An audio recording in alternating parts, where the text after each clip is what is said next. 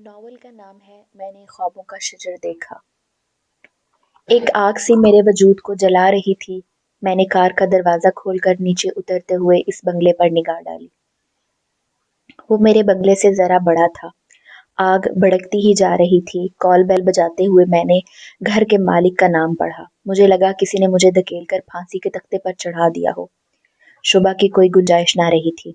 چند لمحوں بعد گیٹ کھول کر ایک چوکیدار باہر آیا۔ اس نے مجھ سے میرے آنے کا مقصد پوچھا تھا۔ میں اسے جواب دینے کی بجائے دروازہ دھکیل کر اندر چلی گئی۔ وہ میرے پیچھے آیا لیکن مجھے روک نہیں سکا۔ سامنے وسیع و عریض پورچ میں ایک بچہ سائیکل چلا رہا تھا۔ وہ مجھے دیکھ کر رک گیا۔ میں نے اس کا چہرہ دیکھا۔ کسی نے میرے گلے میں پھندا ڈال دیا۔ چہرہ شناسا تھا۔ آج زوال کا دن تھا۔ میں لپکتی ہوئی اس کے پاس گئی۔ تمہارا نام کیا ہے؟ ولید عمر۔ اس نے کچھ کنفیوز ہو کر جواب دیا۔ کسی نے پھندے کو کس دیا تھا۔ تمہاری امی کہاں ہے؟ میں نے رکتی ہوئی سانس کے ساتھ پوچھا۔ اس نے ہاتھ سے میری پشت کی طرف اشارہ کیا۔ میں پیچھے مڑ گئی۔ ایک عورت لان سے میری طرف آ رہی تھی۔ میں نے اس کے چہرے پر نظر دوڑائی۔ چہرہ پہچاننے میں دیر نہیں لگی۔ سب کچھ شناسا تھا۔ کسی نے میرے پیروں کے نیچے سے تختہ نکال لیا۔ میں پھندے سے جھولنے لگی تھی۔ اس نے دوبارہ مجھ پر نظر نہیں ڈالی۔ وہ میرے پاس سے گزر کر اپنے بیٹے کے پاس گئی اور اسے لے کر اندر چلی گئی۔ میں بھاگتی ہوئی گیٹ سے باہر آ گئی۔ ڈرائیور نے مجھے دیکھ کر دروازہ کھول دیا۔ میں نے اندر بیٹھ کر آنکھیں بند کر لی۔ دنیا ختم ہو گئی تھی۔ سب کچھ تباہ ہو گیا تھا اور میں زندہ تھی۔ میں نے عمر حسن کو اتنا چاہا ہے، شاید کبھی کسی اور نے اسے نہیں چاہا ہوگا۔ اس کی ماں نے بھی نہیں۔ وہ میرے لیے میرے وجود کا حصہ تھا، اور حیرت کی بات یہ ہے میں کبھی بھی اس سے یہ بات بتا نہیں سکی۔ وہ میری خالہ کا بیٹا تھا اور میرے چچا کا بھی۔ اس سے میرا دوہرا رشتہ تھا۔ ہم دونوں کے گھر پاس پاس تھے اور گھروں میں آنا جانا بھی بہت تھا۔ میرے ابو بزنس مین تھے اور ان کے ابو واپڈا میں سپرنٹینڈنٹ تھے۔ مالی لحاظ سے ہم ان سے بہتر تھے، بلکہ یہ کہنا بہتر ہوگا کہ ان کا ہمارا کوئی مقابلہ نہیں تھا۔ لیکن اس کے باوجود دونوں گھرانوں کے تعلقات بہت اچھے تھے۔ شاید وجہ وہ دوہرا رشتہ تھا جو ہمارے والدین کے درمیان تھا۔ بہرحال جو بھی وجہ تھی، ہم دونوں خاندان بہت قریب تھے۔ ہمارے گھروں کی دیواریں آپس میں ملی ہوئی تھیں اور صحن میں دروازہ بھی تھا جو ہر وقت کھلا رہتا۔ ہم اسی دروازے سے ایک دوسرے کے گھر آتے جاتے تھے۔ میری ایک بہن اور 2 بھائی تھے اور عمر کی 3 بہنیں اور 1 بھائی تھا۔ وہ یونیورسٹی میں اکنامکس میں ماسٹر کر رہا تھا۔ مجھے اس سے محبت کب ہوئی میں نہیں جانتی۔ شاید کسی کو بھی یہ پتہ نہیں چلتا کہ اسے محبت کب ہوئی ہے۔ ہاں، مگر وہ مجھے بچپن سے اچھا لگتا تھا۔ وہ کوئی زیادہ خوبصورت نہیں تھا، مگر اتنی عام صورت کا بھی نہیں تھا۔ لیکن اگر خوبصورتی کی بات آئے اور میں یہ کہوں کہ میں اس سے زیادہ خوبصورت تھی تو یہ غلط نہیں ہوگا، اور نہ ہی آپ اسے خوش فہمی سمجھے۔ وہ بہت سنجیدہ تھا، دھیمے لہجے میں بات کرتا تھا، اسے کبھی غصہ نہیں آتا تھا، بہت مہذب تھا، اور پتہ نہیں یہ سب باتیں کیوں میرے دل میں گھر کر گئی۔ بچپن میں اس کے گھر شاید اس کی بہنوں کے ساتھ کھیلنے جایا کرتی تھی، مگر بڑے ہونے کے بعد عمر حسن کے لیے جایا کرتی تھی۔ اسے دیکھے بغیر مجھے سکون نہیں ملتا تھا۔ میں دن میں بار بار اس کے گھر جاتی، اور وہ بھی اس وقت جب وہ گھر پر ہو۔ پھر میں بہانے اس سے بات کرتی، اس کی پسند کے کھانے پکاتی اور بڑے اہتمام سے اس کے ہاں لے کر جاتی۔ تعلیم میں میری دلچسپی نہیں تھی، اس لیے میں بمشکل FA ہی کر سکی، اور اس کے بعد میں نے کالج جانا چھوڑ دیا۔ لیکن گھریلو امور میں ماہر تھی، اگرچہ ہمارے گھر میں ملازم تھے، لیکن پھر بھی میں کھانا خود پکاتی، اور پکانے کے اسی شوق نے مجھے کھانا پکانے کا ماہر بنا دیا۔ عمر کی امی میری پسندیدگی کو جانتی تھی، اور صرف وہی نہیں، میری امی بھی اس بات سے واقف تھی، اور انہوں نے کبھی اس بات پر اعتراض نہیں کیا۔ خالہ کئی بار اشاروں میں کہتی رہتی کہ وہ مجھے بہو بنا کر اپنے گھر لائیں گی، اور میں اپنے لیے ان کی محبت سے واقف تھی۔ وہ میری امی سے بھی اس رشتے کے بارے میں بات کر چکی تھی، اور امی کو بھی کوئی اعتراض نہیں تھا۔ لیکن عمر سے میری شادی کوئی زیادہ جلدی نہیں ہو سکتی تھی۔ وہ گھر میں سب سے بڑا تھا، اور اس سے چھوٹی 3 بہنیں تھیں، اور تینوں بہنیں جوان تھیں۔ خالہ کا خیال تھا کہ کم از کم 2 بہنوں کی شادی کر کے پھر عمر کی شادی کریں گے۔ عمر BA کے بعد سے ماسٹر کے لیے ساتھ ساتھ اپنا سرجیکل کے آلات ایکسپورٹ کرنے کا چھوٹا موٹا بزنس شروع کر چکا تھا اور بہت مصروف رہتا تھا۔ خالہ سے شادی کے بارے میں اس کے خیالات کا اکثر پتہ چلتا رہتا تھا۔ وہ کہتا ہے جب تک کاروبار صحیح طرح سیٹ نہیں ہو جاتا میں شادی نہیں کروں گا۔ خواہ مخواہ کی ذمہ داری اٹھانے اور بڑھانے کا مجھے کوئی شوق نہیں نہ ہمت۔ میں خالہ کے سامنے اس کی سوچ کی تعریف کرتی لیکن اندر ہی اندر میری اداسی بڑھتی جاتی۔ پھر بھی میں ان دنوں بہت خوش رہا کرتی تھی۔ زندگی کا ہر راستہ رکاوٹ کے بغیر تھا۔ عمر مجھ سے باتیں کر لیا کرتا تھا، بلکہ کافی باتیں کرتا تھا، مگر وہ سب باتیں عام سی ہوتی۔ مجھے اس کی نظریں، اس کی باتوں میں وہ جذبات دکھائی نہیں دیتے تھے جو میرے دل میں اس کے لیے تھے۔ وہ بڑی عام سی باتیں کرتا تھا۔ کباب بڑے اچھے بنائے ہیں، بناتی رہا کرو۔ آج چائے تم بناؤ کیونکہ چائے تم سے اچھی کوئی نہیں بناتا۔ ٹی وی ذرا کم دیکھا کرو، کوئی فائدہ نہیں ہے ان بیکار چیزوں کو دیکھنے کا۔ تم نے پلانٹس کو بہت اچھے طریقے سے رکھا ہے، پورے گھر کو خوبصورت بنا دیا ہے تم نے۔ اس کی کوئی بات بھی ایسی نہیں ہوتی جیسی بشریٰ رحمان اور رضیہ بٹ کے ناولوں کے ہیروں کی ہوتی تھی۔ نہ وہ فدا ہو جانے والی نظروں سے دیکھتا، نہ وہ میرا آنچل پکڑ لیتا، نہ میرے لیے چھتوں پر آتا، نہ وہ میرے بالوں میں پھول لگاتا، نہ وہ میرے لیے پھولوں کے گجرے لاتا، نہ میرے حسن کے قصیدے پڑھتا تھا، اور نہ وہ میری کلائی پکڑ کر ہاتھ میں پہنی ہوئی چوڑیاں توڑتا تھا، نہ وہ میرے لباس کے رنگوں کی تعریف کرتا۔ پھر بھی میرا دل کرتا تھا کہ روز بروز اس کے عشق میں ڈوبتا چلا جاتا۔ کبھی کبھی میرا دل چاہتا میں اسے سب کچھ کہہ دوں جو میرے دل میں اس کے لیے ہے۔ ہر دفعہ میں تہیا کر کے اس کے گھر جاتی، اسے دیکھتے ہی سب بھول جاتی۔ وہ حال پوچھتا، کوئی نصیحت کرتا، کبھی کچھ کھانے کو دے دیتا۔ میں بڑی خوشی سے اس کو وہی پرانی باتیں سن کر گھر واپس آ جاتی، اور گھر آ کر میں جنجلاتی رہتی۔ کیا اسے نظر نہیں آتا میری آنکھوں میں اس کے لیے کیا ہے؟ کیا وہ نہیں جانتا کہ میں اس کے گھر کیوں جاتی ہوں؟ وہ آخر یہ سب کیوں نہیں سمجھ لیتا؟ یہ پہیلی تو نہیں، پھر آخر وہ یہ سب کیوں کرتا ہے؟ اتنا بے خبر، اتنا انجان کیوں بنا ہوا ہے؟ کیا مرد اتنا بے وقوف ہوتا ہے کہ کیا اس کا دل نہیں ہوتا؟ میں سوچتی اور کمرے کے چکر لگاتی رہتی، پانی پیتی اور اپنے اندر کی آگ بجھاتی رہتی، گہرے سانس لیتی اور اپنے غصے کو ٹھنڈا کرتی۔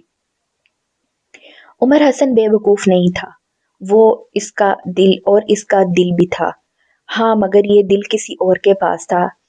اسے میں اس لیے نظر نہیں آتی تھی کیونکہ کوئی پہلے ہی اس کی نظر میں آ چکی تھی۔ ثنا اس کے کلاس فیلو تھی۔ عمر کب اسے پسند کرنے لگا میں نہیں جانتی، مگر وہ شروع ہی سے اس کے ساتھ پڑھتی تھی۔ دونوں کا ساتھ بہت پرانا تھا۔ ثنا کے والدین کسی کالج میں پڑھاتے تھے، وہ 3 بہنیں تھیں اور سب سے بڑی تھی۔ عمر کبھی کسی سے اس بات کا اظہار نہیں کرتا وہ کسی لڑکی کو پسند کرتا، مگر جب اس نے فائنل ایئر کے پیپر دیے تو پھر اس نے اپنی امی کو ثنا کے بارے میں بتایا اور ان سے کہا کہ وہ ان کا رشتہ لے کر اس کے گھر جائیں۔ خالہ نے اس کی بات ماننے سے صاف انکار کر دیا۔ وہ روتی دھوتی ہوئی ہماری طرف آئیں اور انہوں نے میری امی کو سارا قصہ سنا دیا۔ میری امی کا رد عمل بھی خالہ جیسا تھا، مگر پھر وہ نارمل ہو گئی تھی، مگر مجھے ایسا لگا جیسے میرے دل کی حرکت بند ہو گئی تھی۔ عمر حسن کسی اور سے محبت کرتا ہے، کسی اور سے شادی کرنا چاہتا ہے، اور میرا کیا ہوگا؟ میں نے کیا نہیں کیا جو اسے مجھ سے محبت نہیں ہوئی؟ مجھے لگا کسی نے میرے وجود کو گہری کھائی میں دھکیل دیا تھا۔ میری امی کو تھوڑی دیر پریشانی ہوئی، مگر پھر شاید انہوں نے خدا کا شکر ادا کیا ہوگا کہ انہوں نے میرا اور عمر حسن کا رشتہ طے نہیں کیا تھا۔ صرف زبانی کلامی ہی بات ہوئی تھی، ورنہ اس کے بعد بہت بدنامی ہوتی۔ مگر انہیں کیا پتا تھا کہ تعلق دلوں میں بنتے ہیں، اور عمر حسن سے میرا تعلق بن چکا تھا اور اب کبھی بھی نہیں ٹوٹتا۔ خالہ عمر کو بار بار مجبور کر رہا تھا کہ وہ اس کی بات مان لیں اور رشتہ باہر لے کر جائیں، لیکن خالہ سختی سے اپنی ضد پر قائم تھی۔ عمر کے ابو کو اس رشتے پر کوئی اعتراض نہیں تھا، اگر کسی کو تھا صرف خالہ کو، لیکن جب سب گھر والوں نے انہیں مجبور کرنا شروع کیا تو انہوں نے یہ بہانہ کرنا شروع کر دیا کہ جب تک تینوں بہنوں کی شادی نہیں ہوتی وہ عمر کی شادی نہیں کریں گی، نہ ہی ابھی کہیں اس کی نسبت طے کریں گی۔ میں نے ان کے گھر آنا جانا کم کر دیا تھا، مگر پھر بھی ان کے گھر کی ہر خبر کا مجھے علم رہتا تھا۔ جب خالہ کسی طور بھی اس رشتہ لے کر جانے پر تیار نہیں ہوئی تو عمر حسن ماں سے ناراض ہو گیا۔ اس نے ان سے بول چال ختم کر دی اور ان دنوں ویسے بھی اپنا کاروبار اچھی طرح اسٹیبلش کرنے کی کوشش کر رہا تھا۔ وہ بہت مصروف ہوتا تھا، لیکن ماں سے ناراض ہونے کے بعد وہ گھر میں صرف سونے کے لیے آیا کرتا، اس کے گھر میں کھانا کھانا بھی بند کر دیا تھا۔ خالہ ہر روز ہمارے گھر آتی اور کئی کئی گھنٹے اس کی شکایت کرتی رہتی، مگر میں جانتی تھی یہ صرف شکایتیں نہیں تھی، وہ اس کے رویے سے بے حد پریشان تھی۔ آخر ان کا سب سے بڑا بیٹا تھا اور پھر کماؤ بھی۔ انہوں نے اپنی تینوں بیٹیاں اس کے سہارے بیاہنی تھیں، کیونکہ میرے چچا کی ریٹائرمنٹ میں بس 1 سال رہ گیا تھا۔ انہیں یہ بھی خوف تھا کہ کہیں وہ گھر چھوڑ کر ہی نہ چلا جائے، اور اگر وہ ایسا کر بیٹھتا تو پھر وہ کیا کرتی۔ روز بروز خالہ کمزور پڑتی جا رہی تھی، ان کی ضد ختم ہو رہی تھی اور ان کی کمزوری مجھے بھی کمزور کر رہی تھی۔ یہ سوچ کر ہی میرا سانس رکنے لگا تھا کہ کوئی اور لڑکی اس گھر میں عمر حسن کی بیوی بن کر آ جائے گی، اور میں کیا کروں گی۔ ان دنوں میں بہت دعائیں مانگتی رہتی، شاید میں نے اپنی پوری زندگی میں اتنی دعائیں نہیں مانگی ہوں گی جتنی میں نے ان دنوں کی تھی، مگر کچھ بھی نہ ہوا۔ 1 ہفتہ بعد خالہ ثنا کا رشتہ مانگنے چلی گئی تھی اور ثنا کے گھر والوں نے فوری طور پر ہاں کر دی۔ اس رات میں بہت روئی، اتنا روئی تھی کہ اگلی صبح میری آنکھیں کھلی ہی نہیں پا رہی تھی۔ مجھ پر کیا گزر رہی تھی کوئی نہیں جانتا تھا۔ امی اسے میری بے وقوفی سمجھ رہی تھی۔ تمہارا تو دماغ خراب ہو گیا ہے، تمہارے لیے رشتوں کی کیا کمی ہے، اور عمر میں کون سا سرخاب کا پر لگا ہوا ہے۔ تمہارے لیے میں اس سے کئی گنا اچھا رشتہ ڈھونڈوں گی، اور یہ اچھا ہی ہوا کہ ابھی میں نے اس سے تمہارا رشتہ طے نہیں کیا تھا، ورنہ تم ذرا خود سوچو کہ کہیں بعد میں یہ سب پتہ چلتا تو ہم کیا کرتے۔ انہوں نے اگلے دن میری سوجی ہوئی آنکھیں دیکھ کر کہا تھا۔ میں نے بڑی خاموشی سے ان کی باتیں سنی تھی اور اسی طرح انہیں دوسرے کان سے نکال دیا تھا۔ یہ محبت کو کیا سمجھتی ہوں گی؟ انہوں نے کبھی محبت کی ہوتی تو یہ جانتی کہ کسی کے دل سے نکلنا کتنا مشکل ہے، میں نے سوچا۔ عمر کی ثنا سے صرف نسبت طے نہیں ہوئی، بلکہ ایک ماں کے اندر بیاہ کر عمر کے گھر آ گئی۔ حالانکہ خالہ نے اس پر بہت شور مچایا، وہ چاہتی تھیں کہ پہلے کم از کم بیٹیوں کی شادی کر دیں پھر عمر کی شادی ہو، مگر ثنا کے گھر والوں کو بہت جلدی تھی اور عمر نے اپنی امی کو بس یہ کہہ کر چپ کروا دیا، میں جانتا ہوں میری 3 بہنیں ہیں اور میں یہ بھی جانتا ہوں کہ وہ غیر شادی شدہ ہیں، لیکن میں نے کب ان کی ذمہ داری اٹھانے سے انکار کیا۔ اب میری اپنی بھی کوئی ذمہ داری ہے، شادی کے بعد بھی وہ میری ذمہ داری رہیں گی، اور اس سلسلے میں آپ مجھ سے کوئی شکایت نہیں ہوگی۔ جہاں تک ثنا کا تعلق ہے تو وہ کسی بھی کے لیے مسئلہ نہیں کھڑا کرے گی، وہ میرے گھر کے بارے میں سب جانتی ہے، وہ میری ذمہ داریوں کے بارے میں بھی جانتی ہے، لیکن اس کے والدین کو بھی ابھی 2 بیٹیاں بیاہنی ہیں۔ ثنا کی شادی کریں گے تو دوسری بیٹیوں کی تیاری کریں گے، ان کی بھی مجبوری ہے۔ آپ کو اگر خدشہ ہے کہ بہت پیسہ خرچ کرنا پڑے گا تو اس کے بارے میں پریشان نہ ہو، بہت سادگی سے شادی کریں گے، کسی دھوم دھام کی ضرورت نہیں، جو پیسہ خرچ ہوگا وہ میں کروں گا، آپ کو کوئی پریشانی اٹھانی نہیں پڑے گی۔ خالہ نے بہت بہانے بنانے کی کوشش کی، مگر ان کی ایک نہیں چلی، انہیں اس کی شادی کی تاریخ طے کرنا پڑی تھی۔ چچا تمام معاملات میں عمر کا ساتھ دے رہے تھے، شاید اس لیے کہ وہ ان کا کماؤ بیٹا تھا اور وہ اسے ناراض نہیں کرنا چاہتے تھے۔ گھر میں اس کی شادی کی تیاریاں کوئی زیادہ جوش و خروش سے نہیں کی جا رہی تھی۔ اتنی جلدی اس کی شادی پر اس کی بہنیں بھی بہت زیادہ خوش نہیں تھیں، اور خالہ وہ تو کئی بار مجھے دیکھ کر رو پڑتی۔ میں جانتی تھی کہ وہ مجھ سے بہت محبت کرتی تھی، لیکن مجھے ان کی محبت سے کوئی فائدہ نہیں پہنچا تھا۔ خالہ نے بری میں اس کے لیے صرف 10 جوڑے تیار کروائے تھے اور سونے کا صرف 1 سیٹ۔ خالہ کے پاس اپنی شادی کا کافی زیور تھا، وہ پہلے کئی بار وہ مجھے اپنے زیور کی چیزیں دکھا کر کہتی کہ یہ میں عمر کی دلہن کے لیے رکھوں گی، مگر عمر کی شادی کے موقع پر انہوں نے اپنا کوئی بھی زیور ثنا کو نہیں دیا۔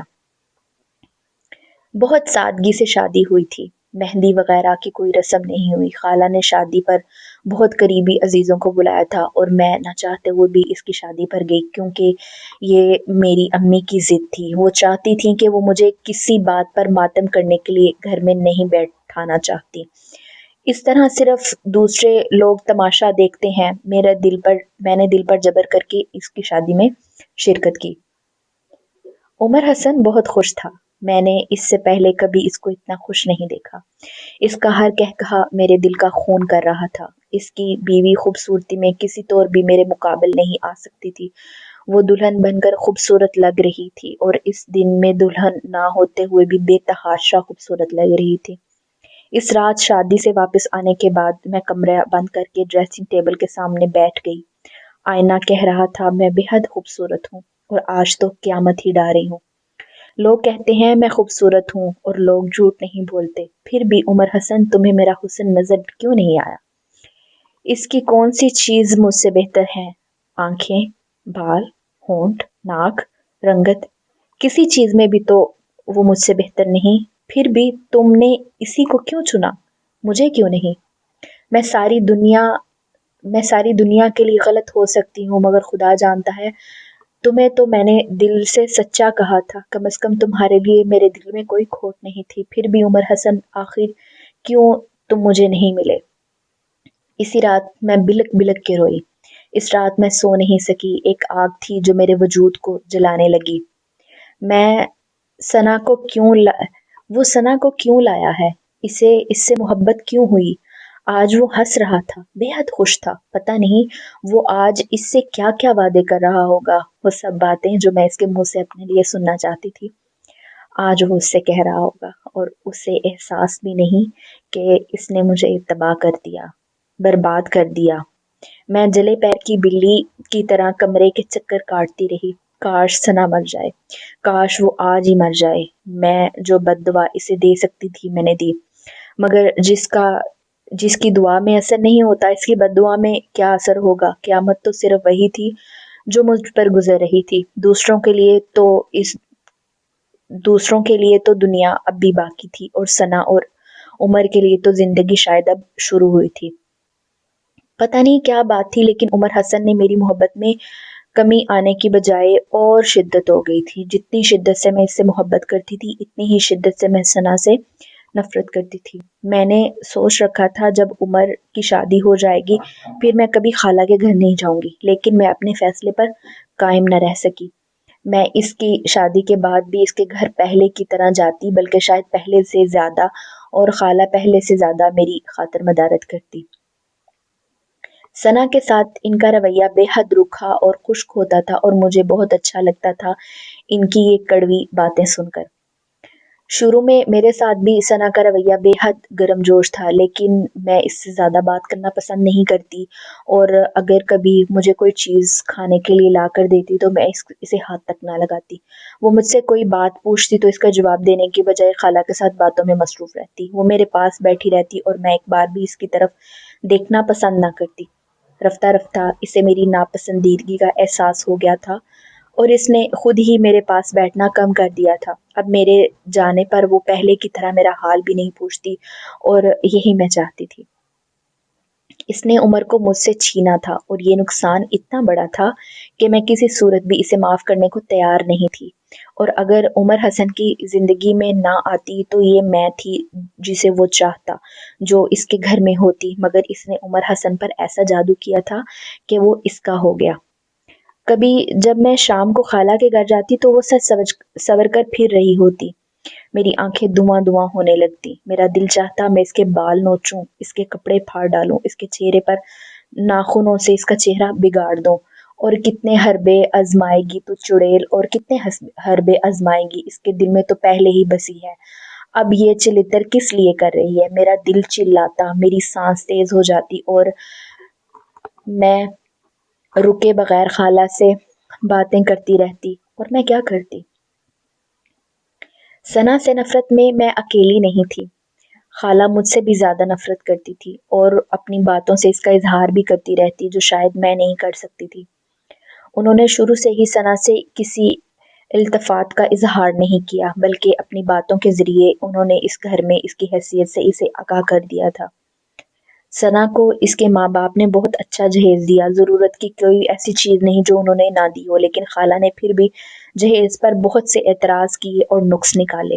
लेकिन उमर शायद पहले ही सना को खाला के रवैये के बारे में आगाह कर चुका था, इसलिए खाला के किसी भी ताने और बात पर वो नाराज नहीं होती, ना कुछ कहती, बल्कि खामोशी से अपने कमरे में चली जाती और मेरे और खाला के गुस्से में इजाफा होता जाता, क्योंकि हमारी ख्वाहिश होती कि वो जवाब में कुछ कहे, अपनी नापसंदीदगी का इजहार करे और बात बढ़े, लेकिन वो कभी इसका मौका ही नहीं देती।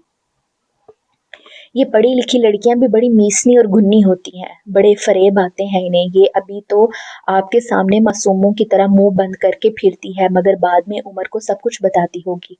मैंने हर दफा खाला के घर जाने पर इनके कानों में कुछ ना कुछ जरूर उंडेल कर आती। खाला को मेरी हर बात पर यकीन आ जाता और सना से इनकी नफरत और बढ़ जाती।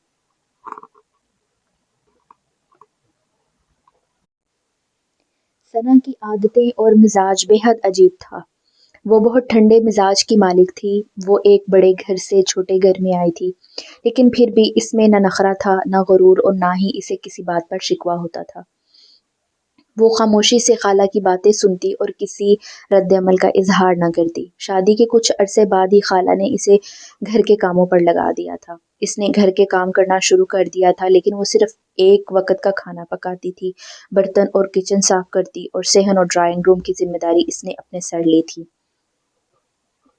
खाला के लाख चीखों पुकार और नंदों के बसुरे हुए चेहरे देखने के बावजूद इसने पूरे घर की जिम्मेदारी नहीं ली थी। वो खाला की बातें सुन लेती थी, लेकिन फिर भी काम वो सिर्फ उतना ही करती जितना उसने कहा था। खाला को इस पर बेहद तैश आता। एक हफ्ता तक वो उमर के कान खाती रही कि सना घर के कामों में दिलचस्पी नहीं लेती, लेकिन इसके पास एक ही जवाब था, अम्मी, मैं इसे नौकरानी बनाकर नहीं लाया हूँ। वो घर का एक फर्द है। जितना काम अस्मा, ज़ेब और यास्मीन करती हैं, इतना काम ही वो किया करेगी। जाहिर है इससे ज्यादा तो कर भी नहीं सकती।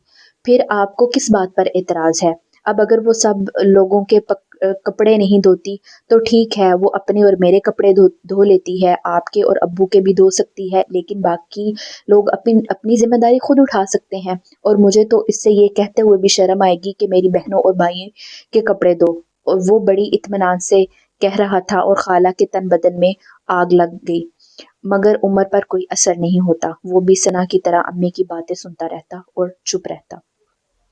अम्मी इन दिनों बड़े जोरों शोर से मेरे लिए रिश्ता ढूंढ रही थी। बाज रिश्ते इन्हें किसी वजह से पसंद ना आते, और जो इन्हें पसंद आते इन्हें मैं ठुकरा देती। मैं शादी करना ही नहीं चाहती थी।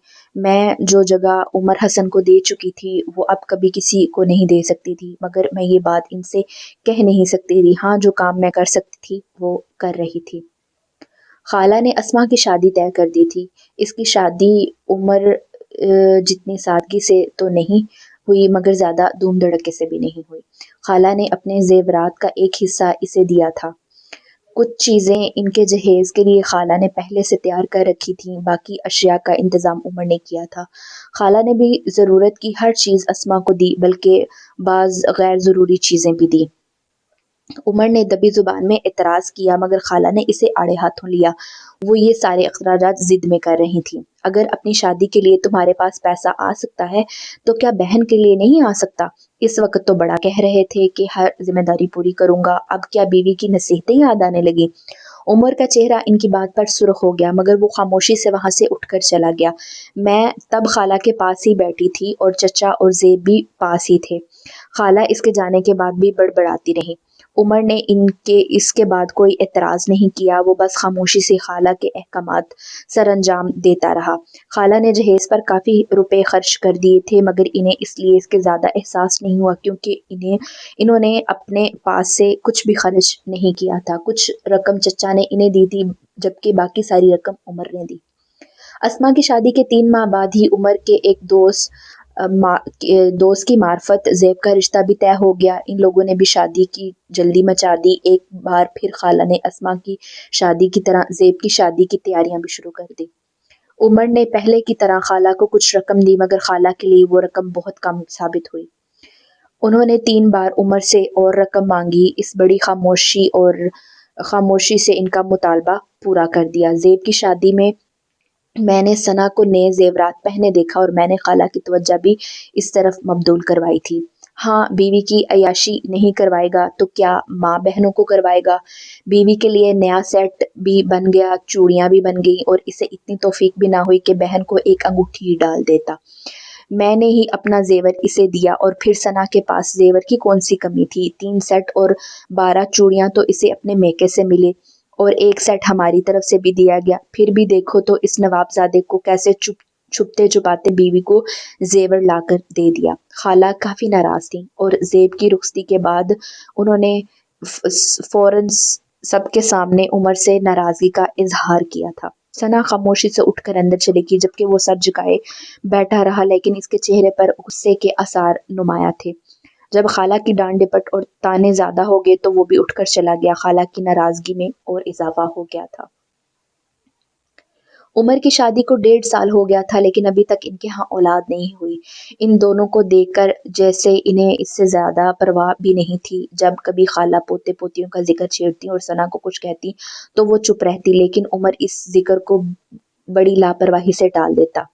بعض دفعہ مجھے ثنا ایک جادوگرنی لگتی۔ اس نے پتہ نہیں عمر پر کیا منتر پھونکا ہوا تھا کہ اس کی کوئی کمزوری عمر کو نظر ہی نہیں آتی۔ وہ خالہ کی باتوں پر کان دھرتا تھا، نہ گھر والوں کی شکایتوں پر۔ اس کی سعادت نے مجھے میرے حسد کو اور بھڑکا دیا تھا۔ پتہ نہیں کیا ہوا تھا، مگر آہستہ آہستہ اس کا کاروبار بڑھنے کی بجائے گھٹتا ہی گیا۔ باہر سے ایکسپورٹ کے آرڈر ملنا پہلے سے کم ہو گئے، اور پھر آہستہ آہستہ بند ہو گئے۔ ان دنوں جب خالہ گھر جاتی، ان کے ہونٹوں پر کاروبار ہی کا ذکر ہوتا۔ اچھا بھلا کام چل رہا تھا، مگر جب سے یہ چڑیل آئی ہے، آہستہ آہستہ کاروبار ختم ہی ہوتا گیا۔ اور اب بلند آواز سے ثنا کو کوسنے دیا کرتی تھی، اور تب پہلی بار میں نے اسے پریشانی میں دیکھا، اور یہ احساس میرے دل کو بے حد تقویت پہنچایا کہ وہ تکلیف میں وقت گزارے گی۔ اب وہ لڑے گی، چیخے گی، چلائے گی، آخر ہو تو انسان۔ اور پچھلے 1.5 سال سے وہ عیش ہی تو کر رہی تھی۔ مجھے عمر حسن سے ہمدردی تھی کہ اگر یہ حالت ثنا سے شادی سے پہلے ہوتی تو میں اسے سب کچھ اس پر نچھاور کر دیتی۔ میں ابو کو مجبور کرتی کہ وہ اس کی مدد کریں، لیکن اب نہیں، اب میں اس کی مدد نہیں کر سکتی۔ اب میں اسے بھی تکلیف میں دیکھنا چاہتی تھی۔ اسے بھی تو پتہ چلنا چاہیے کہ جب مٹھی میں جکڑی ہوئی چیزیں پھسل جاتی ہیں اور لاکھ کوشش کرنے کے باوجود ہاتھ نہیں آتی تو کیسا لگتا ہے۔ اس کو بھی تو معلوم ہونا چاہیے کہ جس چیز کو سب سے زیادہ ضرورت ہوتی ہے وہ آپ کے پاس نہ رہے تو کیا ہوتا ہے۔ میں ان کے گھر جاتی رہتی تھی، میں چہرے دیکھتی رہتی۔ پہلے وہ بہت مصروف ہوتا تھا اور بہت کم ہی گھر پر نظر آتا تھا، مگر وہ اب اکثر گھر پر نظر آتا تھا۔ پچھلے کئی سالوں سے اس کے چہرے پر جو رونقیں تھی وہ غائب ہونے لگی۔ میں جانتی تھی وہ پریشان ہے، اور بعض دفعہ میرا دل چاہتا میں بھاگ کر اس کے پاس جاؤں اور کہوں، مجھے بتاؤ تمہیں کیا چاہیے، تمہیں کس چیز کی ضرورت ہے، مگر تم مسکراؤ۔ مگر پھر وہ آ جاتی ہمیشہ کی طرح، اور میرے سارے جذبات بھگ سے اڑ جاتے۔ ان دنوں خالہ بھی بہت پریشان تھیں۔ وہ اپنی پریشانی کا اظہار وقتاً فوقتاً جھگڑوں سے کرتی رہتی۔ ان جھگڑوں کا نشانہ ثنا بنتی، اور اب تو خالہ عمر کو بھی طعنے دینے لگی تھیں کہ وہ اسے کئی دفعہ غصے میں کہتی، گھر چلانا اب اس کی ذمہ داری ہے، اور وہ محنت کرنے کی بجائے کام چوروں کی طرح ادھر ادھر پھرتا ہے اور شام کو گھر آ جاتا ہے۔ اسے فکر ہی نہیں کہ گھر میں کچھ پکانے کے لیے ہے یا نہیں، اور گھر کا خرچ کہاں سے چل رہا ہے۔ بعض دفعہ خالہ میرے سامنے ہی یہ کہتی، اور وہ سرخ چہرہ لیے وہاں سے چلا جاتا۔ اگر ثنا وہاں ہوتی تو مجھے خالہ کی یہ ڈانٹ پھٹکار بہت اچھی لگتی، اور اگر نہ ہوتی تو مجھے ان پر بے اختیار ترس آتا۔ وہ چند ماہ سے خالہ کے گھر کے خرچ کے لیے پیسے نہیں دے رہا تھا، اور خالہ کو چچا کی پینشن میں ہی گزارا کرنا پڑ رہا تھا۔ وہ رقم اتنی زیادہ نہیں ہوتی تھی کہ بآسانی گھر کا خرچ چلایا جا سکے۔ مجھے کوئی دلچسپی نہیں تھی کہ ان کے پاس کیا ہوتا ہے یا کیا نہیں۔ میں تو صرف یہ دیکھنا چاہتی تھی کہ ثنا کے صبر کا پیمانہ کب لبریز ہوتا ہے، یا عمر کب ان حالات سے تنگ آ کر فرسٹریشن کا شکار ہوتا ہے اور اس سے جھگڑنا شروع کرتا ہے، مگر ایسا کچھ نہیں ہو رہا تھا۔ وہ دونوں بہت بڑے فریبی تھے، یا پھر شاید ایکٹر تھے۔ انہیں اپنے جذبات چھپانا بہت اچھی طرح آتا تھا، اور پتہ نہیں ایک دوسرے کے وجود سے الجھن کیوں نہیں ہوتی تھی۔ مجھے ثنا پر بہت زیادہ حیرت ہو رہی تھی۔ آخر عمر میں تھا ہی کیا جو اس نے اس کا انتخاب کیا، اور اب کیا کر رہا ہے جو اس کے ساتھ رہ رہی ہے۔ وہ گھر کا خرچ نہیں چلا رہا تھا تو اسے کیا دیتا تھا؟ اسے وحشت نہیں ہوتی اس گھر کے ماحول سے؟ اسے چلے جانا چاہیے وہاں سے۔ میں نے سوچا اور سوچتی ہی رہی، مگر پتہ نہیں وہ کس مٹی کی بنی تھی۔ گھر چھوڑ کر جانے کی بجائے ایک دن مجھے پتہ چلا کہ اس نے کہیں جاب کر لی ہے۔ ہمارے خاندان میں پہلی دفعہ ایسا ہوا تھا کہ کسی نے جاب کی ہو۔ خالہ نے ایک ہنگامہ کھڑا کر دیا تھا۔ انہوں نے عمر کو ہر طعنہ دے ڈالا، اور یہ صرف ایک دن کا نہیں ہوتا تھا، یہ ان کا روز کا معمول تھا۔ وہ جب بھی ان کے سامنے آتا وہ اسے طعنے دیتی۔ بعض دفعہ مجھے اس پر رحم آتا، مگر خالہ کو رحم نہیں آتا تھا۔ عمر نے سب کچھ سننے کے باوجود ثنا کو نوکری سے نہیں روکا۔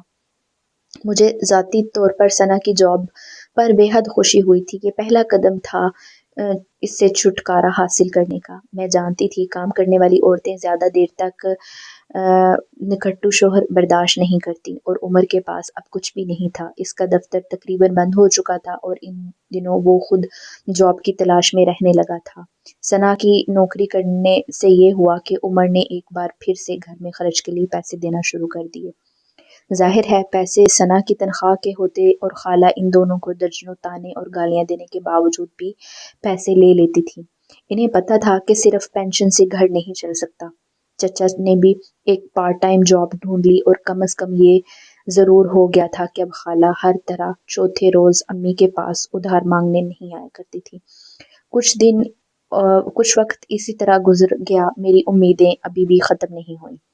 یہ رشتہ ختم ہو جائے گا، رہنے والا نہیں ہے، بس دیکھو کہ اور کتنا وقت لگتا ہے۔ میں خود کو تسلیاں دیتی رہتی، اس کے علاوہ ان دنوں میرے پاس کرنے کے لیے کچھ بھی نہیں ہوتا تھا۔ اس دن بھی میں خالہ کے گھر تھی جب ثنا کے دو فرینڈز اس سے ملنے آئی تھیں۔ ان کے ساتھ ڈرائنگ روم میں بیٹھی تھی جب اچانک خالہ نے مجھ سے کہا میں جا کر ان کی باتیں سنوں اور انہیں بتاؤں کہ وہ اپنی فرینڈ سے کیا باتیں کری ہے۔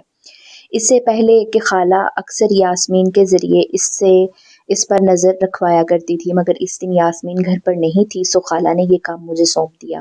ایک عجیب سی سنسنی میرے جسم میں دوڑ گئی۔ یہ نہیں تھا کہ میں زندگی میں پہلی دفعہ یہ کام کر رہی تھی، مگر پھر بھی ایک عجیب سا جوش میرے اندر ابھرا۔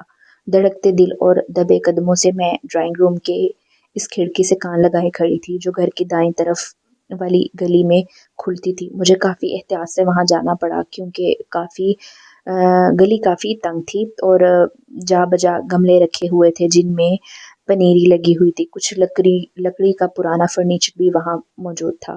بہرحال بہت احتیاط سے چیزوں سے بچتی بچاتی میں کھڑکی کے پاس پہنچی۔ اندر سے صاف آوازیں آ رہی تھی کیونکہ کھڑکی کے پردے ہٹے ہوئے تھے۔ میں نے کھڑکی کے سمنے کے اندر جھانکنے کی کوشش کی کیونکہ اس طرح کوئی مجھے دیکھ نہیں سکتا تھا۔ بس کھڑکی کی ایک طرف کھڑے ہو کر کان اندر لگا لیا۔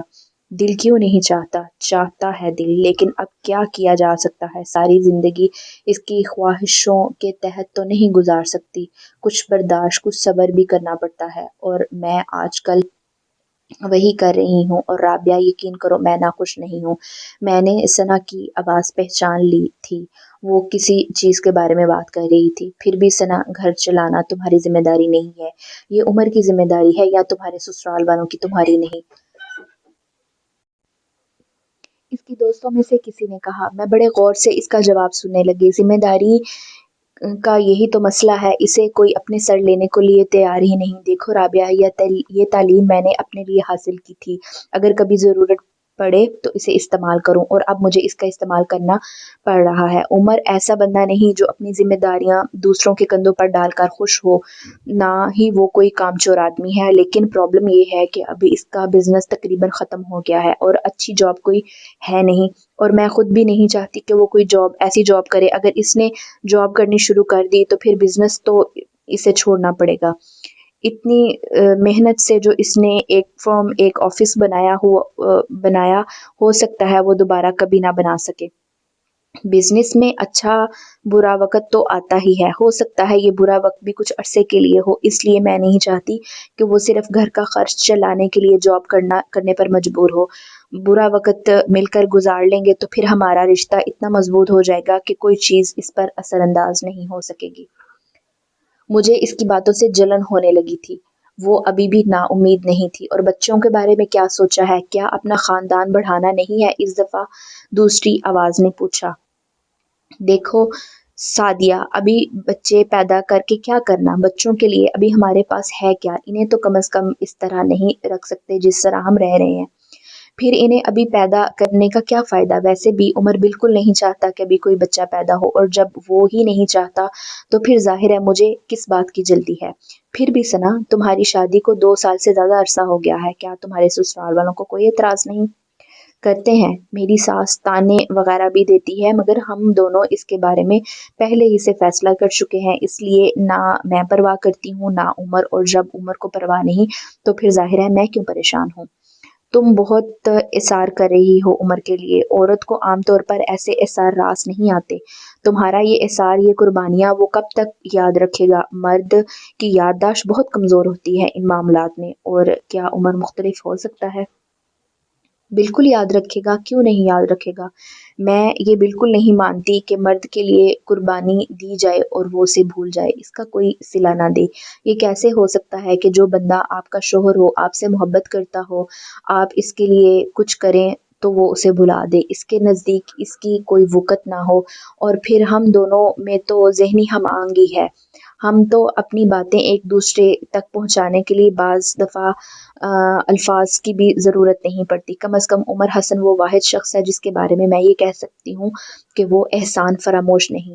اس کے لیے کچھ کیا جائے تو اس سے بڑھ کر میں کوشش کروں گی، مگر ابھی تک تو ہم اس کے لیے کچھ نہ کچھ کر رہے ہیں۔ پہلے تم اس کی بہن کی شادی پر اپنا زیور بیچ کر روپے دیے تھے، پھر یہ جاب۔ میں اس کی دوست کی بات سن کر چونکی۔ ثنا نے اپنی دوست کی بات مکمل نہیں ہونے دی۔ دیکھو رابعہ، زیور بیچنے سے کچھ نہیں ہوتا، مجھے ان چیزوں کا شوق نہیں ہے۔ پھر میں نے اپنی مرضی سے مدد کی تھی، اس نے مجھ سے نہیں کہا تھا۔ زیور کون سی چیز ہے جس کے بغیر رہا نہ جا سکتا ہو؟ شادی بیاہ پر بھی ہی پہنا جاتا ہے، اور وہ کسی سے بھی لے کر پہنا جا سکتا ہے، جیسے میں اپنی امی سے زیور لے کر پہن لیتی ہوں۔ جب اس گھر میں آ گئی ہوں تو اس گھر کی ہر ذمہ داری کو شیئر کرنا میرا فرض ہے۔ پھر اس کی بہن اور میری بہن میں کیا فرق ہے؟ میں اتنی معمولی چیزوں کے بارے میں سوچ سوچ کر پریشان نہیں ہوتی۔ اس کے پاس جو روپیہ آئے گا تو دیکھ لینا وہ مجھے کیا کیا لے کر دے گا۔ اس کے لہجے میں ایک عجیب سا یقین تھا، یہ یقین مجھے سانپ کی طرح ڈس رہا تھا۔ یہ کس مٹی کی بنی ہے؟ اس کے گمان بھی کتنے غلط نہیں، اس کا یقین کبھی ختم نہیں ہوگا۔ عمر حسن نے کبھی نہ تمہارا رہے گا نہ تمہارے لیے کچھ کرے گا۔ وہ پہلے بھی میرا تھا اور اب بھی میرا ہے، وہ کل بھی میرا رہے گا۔ میں دیکھوں گی تم کب تک اس کے دل میں بسی رہو گی۔ میں اندر ہی اندر چلا رہی تھی۔ پھر میں زیادہ دیر تک وہاں کھڑی نہ رہ سکی، میں وہاں سے خالہ کے پاس آ گئی۔ انہوں نے مجھ سے اس گفتگو کے بارے میں پوچھا تو میرا دل میں جو آیا میں نے گھڑ کر خالہ کو بتا دیا، اور ان کا طیش بڑھ گیا۔